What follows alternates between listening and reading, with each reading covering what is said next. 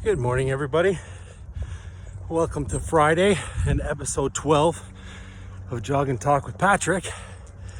Hope everybody's having a great week. I'm looking forward to the weekend as usual.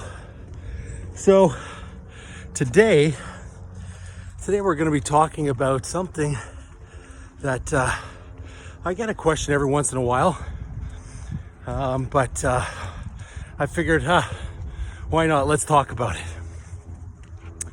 So what we're going to talk about today is what really is the difference between a financial security advisor, a captive advisor, compared to an independent financial security advisor, or independent in insurance of a person is the way it's supposed to be said, but it never is. Or, of course, to say a lot of people understand it as an independent broker. So we're going to go over that today, and I'm going to explain the differences. So, what is a financial security advisor who is a captive agent? So that's an advisor that works directly with, let's say, Sun Life or Industrial Allianz or an insurance carrier, any insurance carrier. And such as myself, I was with Sun Life for a long time. And there's a lot of bonuses to being part of the captive agency type world. And there's a lot of bonuses being part of the independent world. There's a lot of negatives on both sides. So what does this mean to you as a consumer, as a client? Honestly, it all depends on who you fall on and what you're looking for. Now, certainly a captive agent has many years most of the time, and you want to check their credentials. But a captive agent is going to have a lot of information in regards to the solutions, quote unquote, products that are going to be offered to the client. So they know their stuff inside and out most of the time. I'm not saying that for everybody, because I have to say, in this industry, unfortunately, there's a lot of turnover. But most of the time, you know, they're the ones, when you're part of that captive agency, where you're going to have weekly trainings about your solutions, your products. You sometimes are going to have products that are not available on the open market to independent brokers. So sometimes that could be nice. However, pricing honestly is all going to be the same. A captive agent or an independent broker are not going to be able to get you better pricing when it comes to the same product. It's not going to happen. It's set by actuaries, and whatever that is, it is.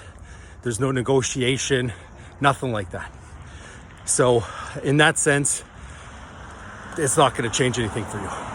In the other sense, an independent broker, he's going to have access to a multitude of different insurance solutions. Now, it's very hard. I'm an independent broker, and it's very hard for me to be able to know every single solution with every single company. However, nowadays with our computer systems, you know, you start off with the client's budget, and after you did the financial needs analysis, you know a little bit more about what they need, and you break that down. And then that way there, you could start your search. And we have systems that search all the carriers that we have access to, and we have access to over 20 insurance carriers.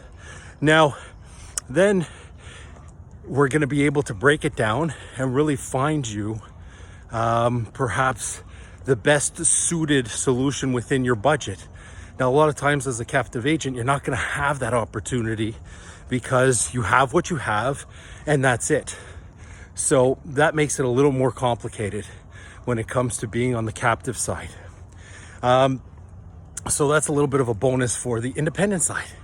Now, on the independent side, when it comes to trainings and whatnot, it's obviously not as intense as it would be in a captive agent.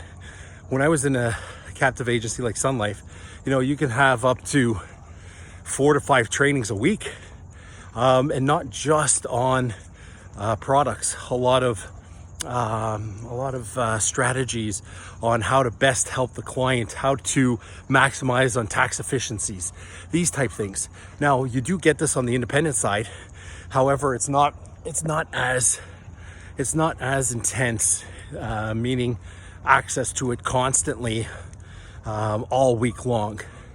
That's why when my partner and I created Vision Financial Group, we kind of brought that into our world, where we give a lot of trainings on a weekly basis for our team members, because we think it's super important. Education is super important. So anyways, that's a huge bonus when it comes to the captive world compared to the independent world.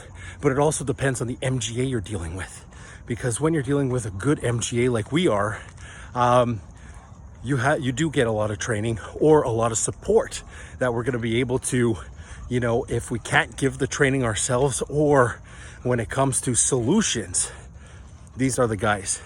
And on top of it, what's great is all the carriers, they love it. Independent brokers, they want our business, so they are constantly giving us trainings, especially when we ask for it. So can we know the products as well as a captive agent? Yes, but it's going to take a lot more effort, a lot more time, and not all agents do that, or advisors do that, unfortunately. But most of the good ones that I know, 100% they do. Now, when it comes to commissions on a captive world, a lot of times, it all depends on the carrier. But for you as the consumer, it won't change the price. Just like on the independent world, product for product, pretty much all carriers pay all the same amount. It doesn't matter if I use one carrier to the other. Most of the time I'm going to be paid the same.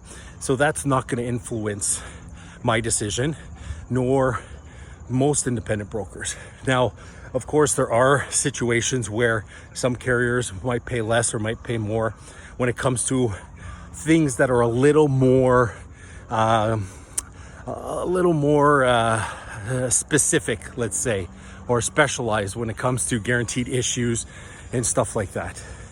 The other thing about a captive agency, which is great, is when you're going to be paying, let's say, for an investment or premiums, anything like that, you're going to be making either a check, paying by credit card, or you're going to be paying monthly by pre-authorized debit right directly to the carrier or the investment firm. Now, in the independent world, that is true, and that's how I and my team work and how most brokers work.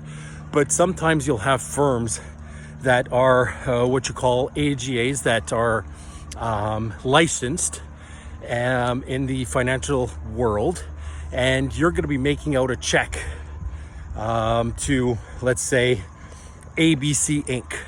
And ABC Inc. is going to take that money and they're going to invest it in the proper places and move it around. Now, of course, you've seen this happen, and I'm not going to mention any names, but to people in the West Island a few years back, and others. Let's leave it at that. But both of you know what I'm talking about.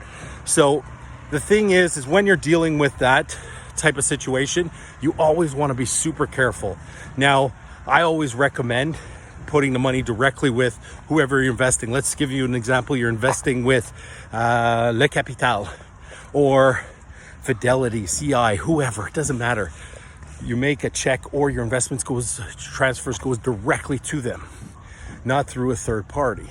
That way there, it's safe. Now, it's still safe when it's going through a third party, but just be cautious, because everybody has access to see that the money is there wherever it's supposed to end up. If it's supposed to end up in Fidelity, well, you're going to have an account access online where you're going to be able to go in and say, okay, let me take a look at my investments. How are they doing? So you don't have to go through that third party. So it's always good to keep your eyes open and to make sure that everything is going the way you're being told it's going.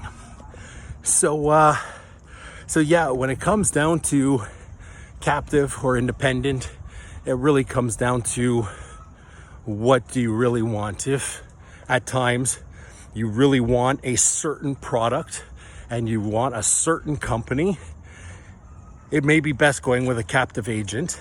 Maybe. I'm not saying it is. I said it may be because they may have access to a product that an independent broker such as myself might not have access to. Is that a common occurrence? Not really, but it may happen. So, you know what? When you're talking to somebody like me, an independent advisor, you certainly want to ask them if Sun Life has certain products, or IA has certain products, or this carrier ABC has, and then you could find out and then make your decision from there. But when it comes to you're really looking to get the best solution, and it doesn't matter if it's an investment solution, if it's a tax efficient solution like I do for my corporate clients, or whatever it is, a lot of times an independent broker is going to be able to shop.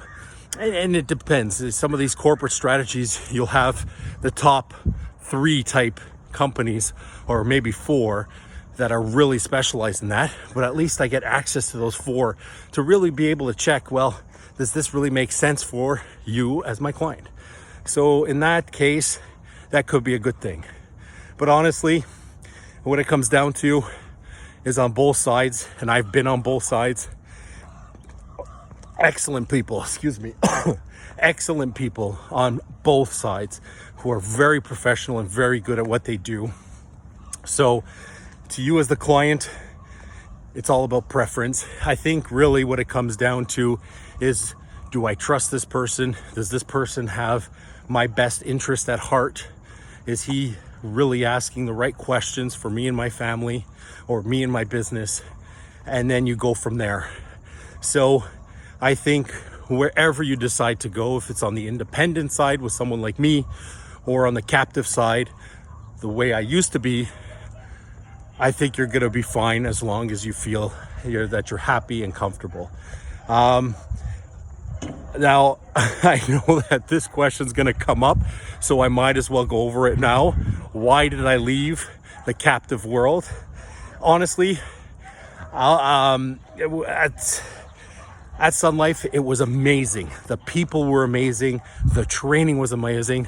I always say that Sun Life was my 5-year residency, like a doctor, and I learned so much. And you know what? I could have gone on forever at Sun Life, but it just came down to, I had clients asking me a lot of times, or telling me, well, it was for the smaller things, the term solutions. They would say, well, why can I get it cheaper over there? And you know what? I can't tell them that you can't.